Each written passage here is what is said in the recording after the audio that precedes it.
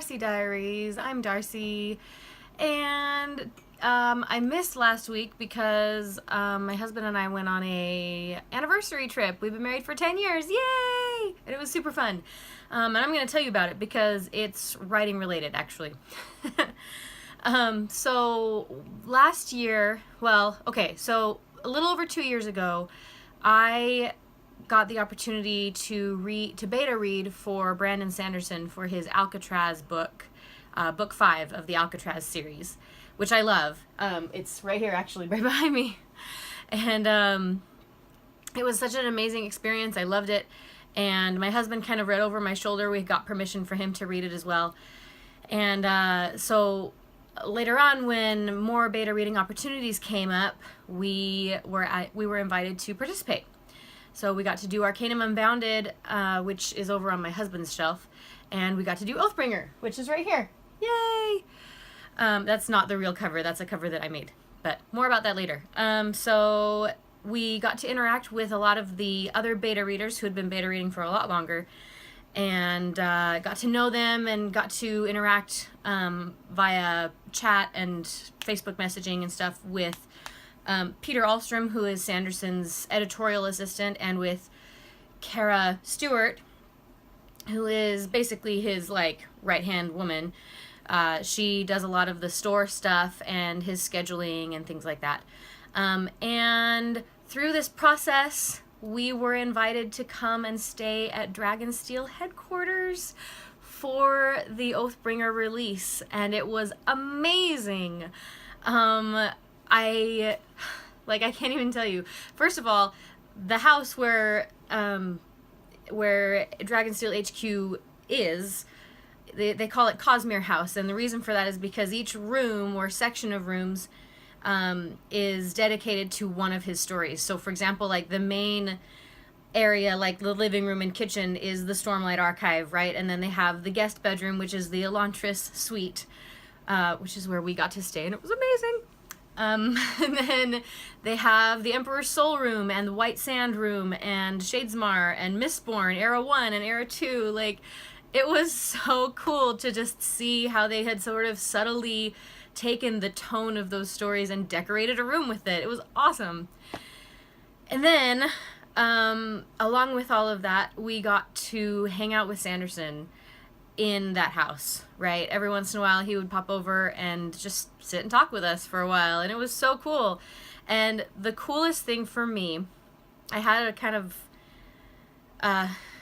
defining experience, I guess you might say, and I might start to cry, so fair warning.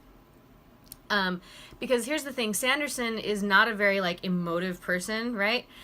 You kind of have to watch him a lot to get to know when he's really excited about something, because he kind of barely smiles when he's really super excited.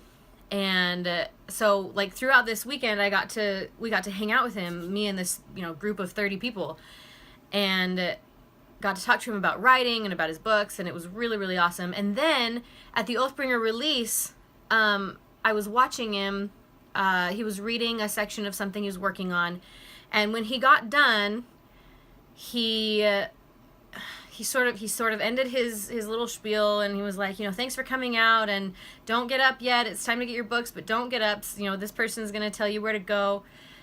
And then he was just he just said, thank you so much for coming, and enjoy Oathbringer, right? And he handed off the microphone, and he was walking off stage. I saw this huge smile on his face. And I'm seriously gonna cry. This is so weird. But for me, it was such a cool moment to realize, he's he's living his dream.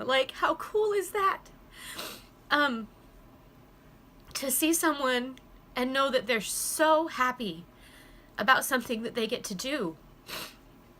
And it was this moment for me of that's it. That's what I want. I don't care that there are 1,300 or some whatever people in this room. I want that feeling right there, knowing that something that I created means so much to so many to other people, right? Like, it doesn't even have to be a huge number of people, but just to know that you've touched other lives with something that you made can bring that kind of joy, right?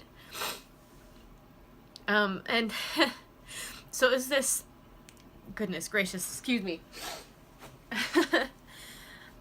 Every time I talk about it, I told my husband about this moment that I had, and I cried then too. So I don't know when this is gonna go away or if it will. But it was just this sort of defining moment for me of, like, that's it. That's what I want. That's what I'm shooting for. And if I can remember that feeling, right, when everyone's applauding and he's walking off stage and he has this huge grin on his face, even for someone who doesn't hardly ever smile, even when he's really happy, right? I mean, he does. I shouldn't say that. But he looked so happy, so, like, full, right? So grateful. And that, like, that's what I want, right? That's probably what we all want, to be honest. All of us who are, you know, working our butts off, writing in front of a laptop or on a notepad or whatever, scribbling notes all the time, like, that's what we're working toward. And it was so cool to see an author who got there, right? And who has said multiple times, like, it's doable. This is not impossible. It is completely a thing that we can accomplish, right?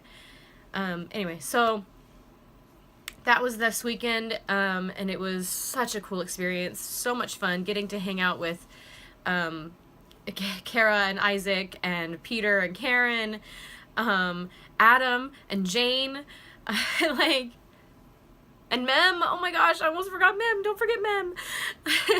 Everyone at Dragonsteel was amazing, and along with all of the beta readers who I got to meet and hang out with, like, I feel like they're like my best friends now. It's so cool. I'm so grateful for the experience, and this video is probably already really long, so I apologize, but that's it. That's all I wanted to talk about today, and just encourage you guys, if you're writing, to keep writing, right? The only way you're gonna fail is if you stop. So don't stop, okay? I know you can do it, and I'm gonna do it, and we're gonna do it together. All right? All right. Thanks for watching, guys. I'm sorry I bawled, but obviously this means a lot to me, so thank you so much, and I'll see you next time. Bye.